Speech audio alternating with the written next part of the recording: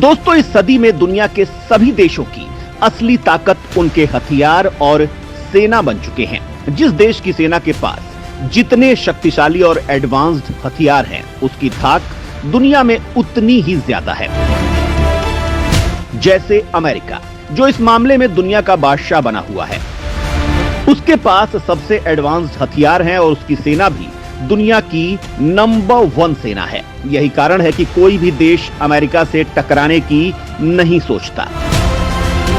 Dragon, जो देश दुनिया के सबसे बड़ी ताकत बनने का सपना देखता है, वो भी अमेरिका पर सीधा हमला करने से घबराता है। लेकिन हमारा भारत भी इस मामले में कुछ कम नहीं है। दोस्तों, आज भारत के पास एक से बढ़कर एक खतरनाक हथियार हैं, जो भारतीय सेना को दुनिया की चौथी सबसे बड़ी ताकतवर सेना बनाती है।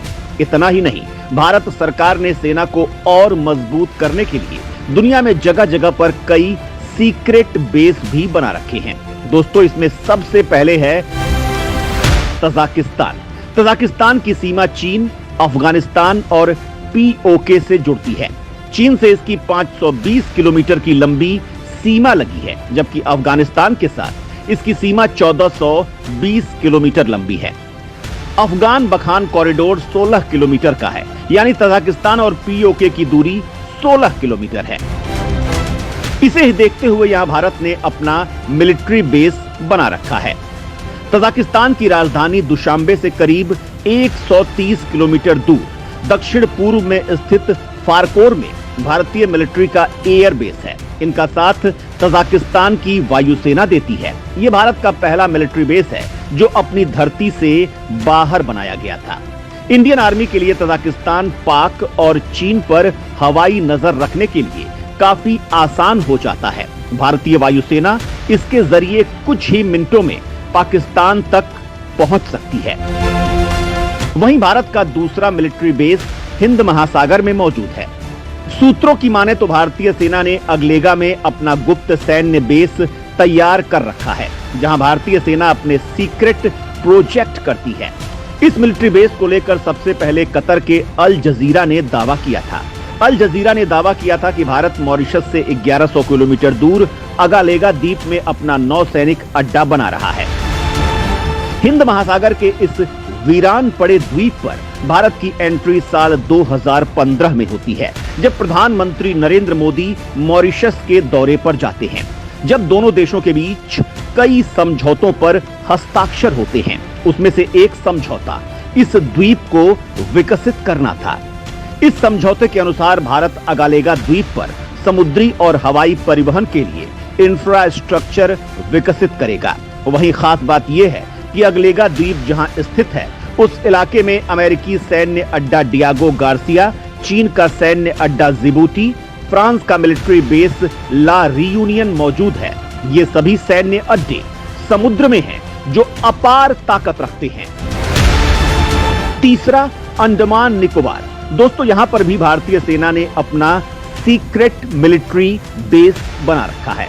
यहां करीब 500 से ज्यादा आइलैंड्स हैं, जिसमें से 34 आइलैंड पर कोई भी आ जा सकता है, लेकिन बाकी के आइलैंड्स पर जाने आने पर रोक लगाई गई है, क्योंकि वहां का जल स्तर बढ़ता और घटता रहता है। लेकिन कहा जाता है कि यहां पर भारतीय सेना ने अपने गुप्त मिलिट्री बेस बना रखे हैं और यहीं पर वो अपने सीक्रेट मिशन को अंजाम देते हैं। भूटान में भारत का बेस एक अस्थायी ट्रेनिंग सेंटर है। इसे भारतीय मिलिट्री ट्रेनिंग टीम बुलाया जाता है। ये ट्रेनिंग सेंटर पश्चिमी भूटान में मौजूद है। इसकी स्थापना साल 1961 और 1962 में की गई थी। यहीं पर भूटान की रॉयल भूटान आर्मी यानी आरपीए के जवानों को ट्रेनिंग दी जाती है। मित्र देश में मौजूद ये सबसे पुराना भारतीय मिलिट्री ट्रेनिंग सेंटर है। यहाँ का कमांडेंट भूटान के राजा को रक्षा मामले में सलाह देता है, क्योंकि यहाँ पर रक्षा मंत्री नहीं होते हैं। वैसे इस एयरबेस के बारे में पहले किसी को ज्यादा मालूम नहीं था, लेकिन जब अफगानिस्तान में तालिबान के कब्जे के बाद फंसे भारतीय जवानों को बचाने के लिए भारतीय वायुसेना जीती थी, तब इस मिशन के दौरान इस मिलिट्री बेस के बारे में दुनिया को पता चल गया। अगला है मेडागास्कर।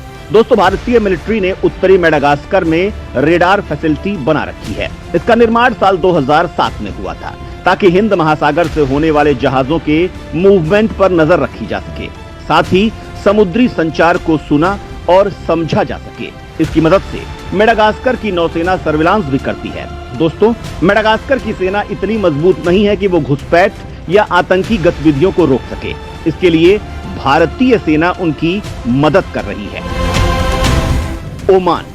दोस्तों, ओमान के रास अलहाज नाम की जगह पर भारतीय सेना ने एक लिजनिंग पोस्ट बना रखा है।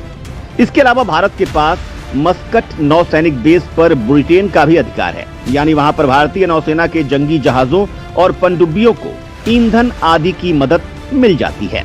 इसके अलावा भारतीय नौसेना और वायुसेना का छोटा बेस भी है। विदेशी धरती पर बेस बनाने के कई फायदे होते हैं। पहला ये कि आप किसी से ट्रेनिंग ले सकते हैं या फिर उन्हें ट्रेनिंग दे सकते हैं। दूसरा, उस देश के लोगों में भारतीयों का वर्चस्व बढ़ जाता है। साथ ही दुश्मन की गतिविधियों पर नजर रखना आसान हो जाता है। दोस्तों, दो देश मिलकर एक सैन्य बेस से कई अंतर्राष्ट्रीय सीमाओं और वहां से होने वाली गतिविधियों पर नजर रख सकते हैं। वैसे हम आपको बता दें कि चीन ने भी कई देशों में मिलिट्री बेस बना रखे हैं। अलग अलग देशों में मिलिट्री बेस बनाकर चीन ये साबित करना चाहता है कि पूरी दुनिया में वो कितना ताकतवर है।